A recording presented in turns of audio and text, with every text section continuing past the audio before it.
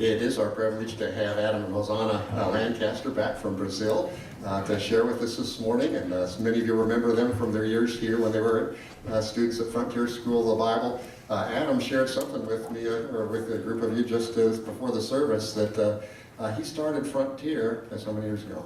10 years ago. Does that seem possible? 2007. Okay, so, time goes by. Come on, hop Adam, and share with us.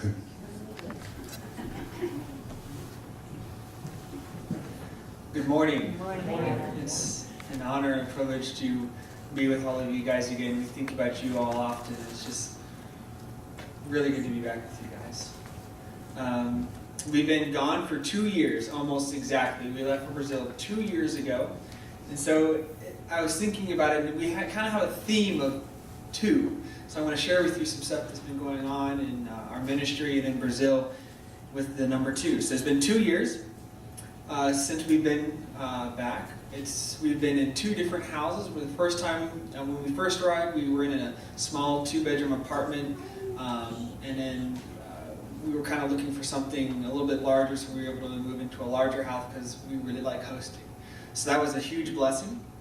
We also have 2 dogs, Molly and Coda, a Labrador and a Husky, and they are a ton of energy. So it's just awesome having 2 little dogs. We're not about that big, so they're 2 languages. I am now pretty much fully fluent in Portuguese. I am teaching and preaching as if I'm talking here, conversing with people. Hosannah has already been fluent since birth, pretty much, growing up in Brazil. So finally, I don't have to depend on her to go get food and groceries and talk to people. And, hey, Hosannah, come over here. What is this person saying? I'm able to talk with people fluently. So that's a huge blessing. 2 ministries. We are 2 main ministries. We have others that kind of flow out from that and others that are kind of not quite connected. Our 2 main ministries is youth group, which is essentially 13 and up until you get married. So we actually have a few 30-year-olds and 28-year-olds in our youth group. So that's our main ministry. I teach generally every week with that, guiding and shepherding the youth there. It's been a huge blessing and encouragement to me. And then also children's ministry. I've been helping reorganize our children's ministry at the church that we're serving in. And it's been an awesome opportunity there to learn. We've also had 2 baptisms that are directly connected to Hosannah and I. A couple that moved just a few months ago from the capital of Brazil, Brasilia, to our city. And they were attending other churches, and they didn't really have the security of salvation because they didn't know what the gospel fully was. And so they weren't saved. And Hosannah and I had an opportunity to talk with their names are Victor and Alicia. And as we got talking with them, we were able to present the gospel, and it was obvious that God had been preparing their hearts because they just sopped it up like a sponge, sopping up water. And they were our first converts in our ministry directly.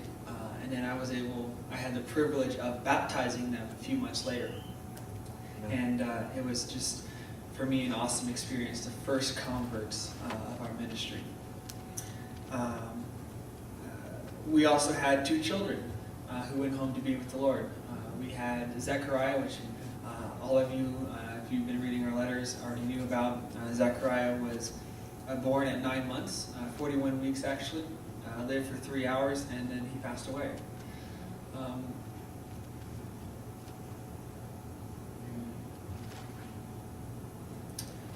Definitely one of the hardest things that I've gone through, both of us.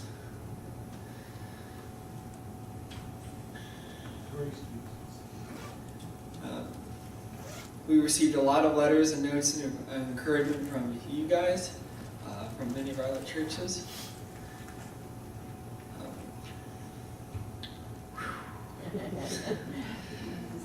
It was honestly the point in ministry was a crux for us because there were some times where I wanted just to go home.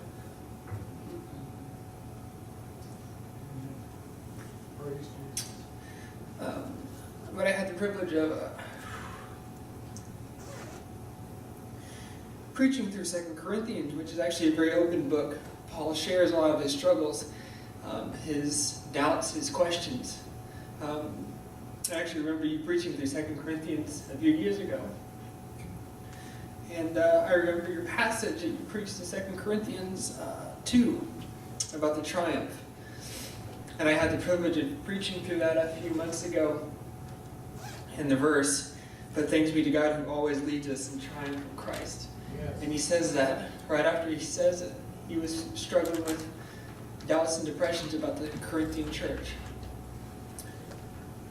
And that's honestly what Christ has been doing for us.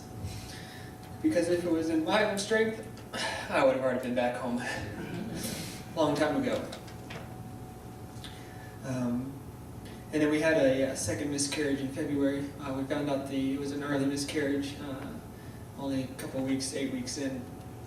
We actually found out the gender through amazing medical testing. We were doing some testing to find out there's some genetical things, because sometimes that happens between Hosannah and I. There was nothing, but we found out that it was a girl, and so we named her Hope, which was actually our third loss. Our first one was in Kansas just a few months after we moved away from here.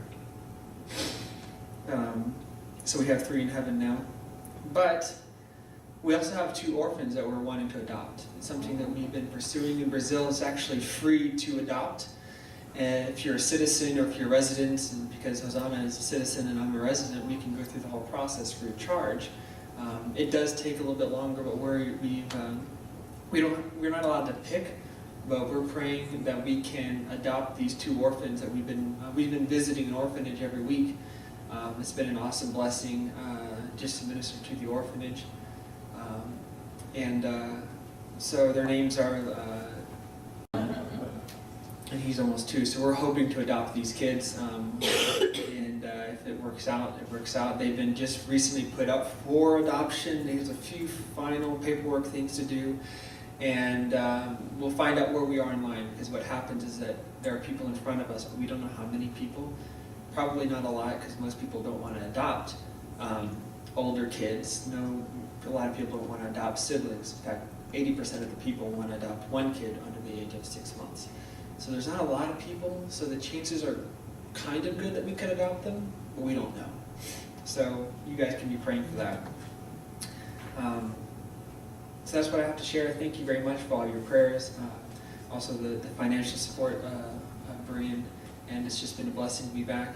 And sorry if I messed up anyone's makeup. But thank you very much. Hosannah, would you come on up? I'm going to pray for you guys.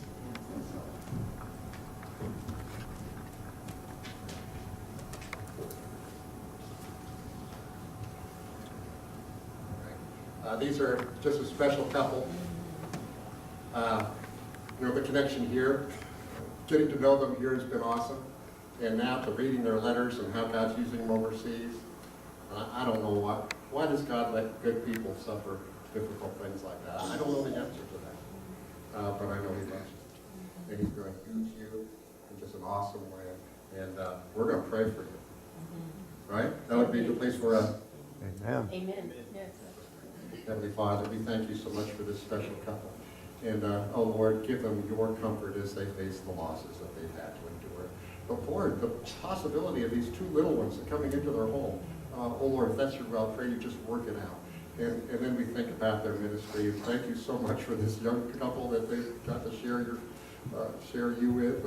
And may they grow, and may that just be the first fruits of an abundant ministry there in Brazil. And we pray your blessing on them in Jesus' name. Amen. Thank you so much. Thank you so much.